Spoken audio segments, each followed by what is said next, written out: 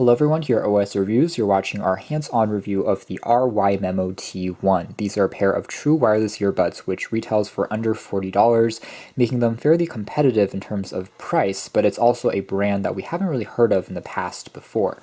The packaging is pretty simple, and inside we just have a thank you card, user manual, and we have the T1 earbuds themselves attached onto a lanyard for easier transportation, along with a micro USB cable that you can use to charge the battery case itself.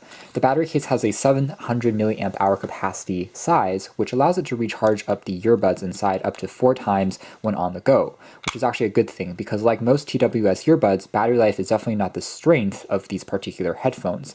In fact, they only get you roughly 3 hours of continuous playback before the battery dies, compared to say 8 or 9 hours that you may get from larger, more traditional wireless headphones.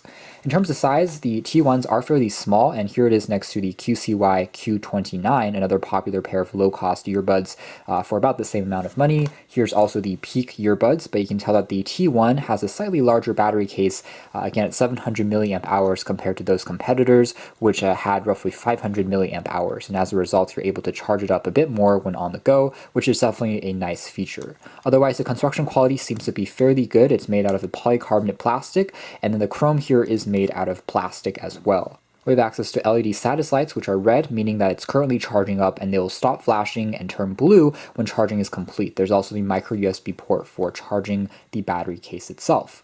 And how it charges up the earbuds is basically automatically. So whenever you open up the lid, as you can see here, it's turning blue, and it tells you that you can now remove the earbuds. But if I close it up, it will turn red, and it means it's started to charge. So it has a sensor that's embedded into the magnets that holds everything together, which actually is pretty clever in terms of the design.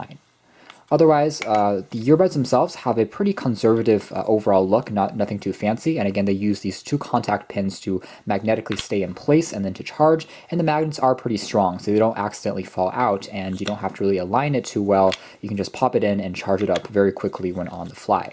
So one element of the design that I really do like are these extra molded wings that are made out of plastic that they fit outwards, as you can see here, and it fits into the ear canals a bit more securely and prevents them from falling out even if you're running, jogging, or performing some more vigorous activities, compared to these other competitors like the Peak as well as the Syllable, which you can see here are completely flush, and there's also no large rubber wing on the outside that catches over your ears. So with these, at least you have some more security, and they don't fall out quite as easily when you are moving around. It gives you more of a peace of mind. Otherwise, on the front of the earbuds, we also have a physical key, and how you pair these together is you have to turn on one of these, whether it's the left one or the right one, it doesn't really matter, and then after a few seconds you turn on the other one, and they will pair with each other automatically. Otherwise, I was also fairly impressed with the sound quality. There's not too much static or distortion in the background, so there's very little hissing, which you commonly get out of low-cost earbuds, but on these they actually sound pretty clean, which is nice. There's not a lot of bass, however, so sounds are mostly emphasized in the mids and the highs, which again is kind of expected from low-cost earbuds, but they definitely don't have as powerful drivers as some more expensive hi-fi grade competitors on the market. With that being said, I thought that the sound was overall pretty natural, and if you're listening to vocals, if you're watching movies, things like that, you should be fairly pleased with the experience. Now, that's not to say that it's going to be perfect 100% of the time. Like other TWS earbuds, they can occasionally get out of sync because the earbuds have to wirelessly communicate with each other and also wirelessly communicate with your phone or tablet, and as a result sometimes you may have a split-second delay between the video and the sound. So if you're watching a movie that has a really quick action sequence, that might be one thing to consider.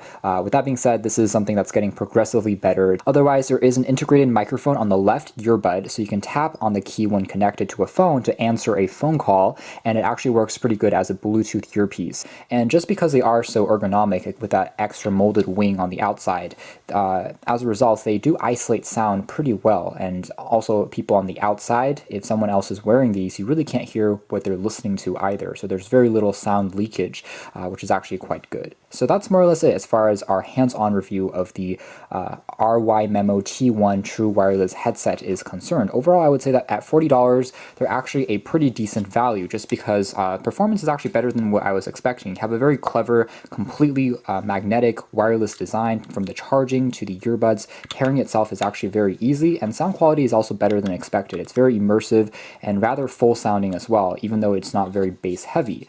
They get loud. They have, again, a pretty nice size, 700 milliamp hour battery case that you get as part of the value. And again, that extra wing, which makes it really comfortable to wear, even if you are working out or going to the gym, makes them actually a pretty good competitor to the other TWS earbuds, which weren't as comfortable in my testing, in my opinion. Battery life at 3 hours is still a little bit on the shorter side compared to other traditional wireless headphones, but for TWS, it's very average. And overall, I would say that these are a good buy if you're considering completely wireless headphones or headsets in the under $40 category. Check out more details in the links down below, but for now, this has been our video. Thanks for watching here at OS Reviews.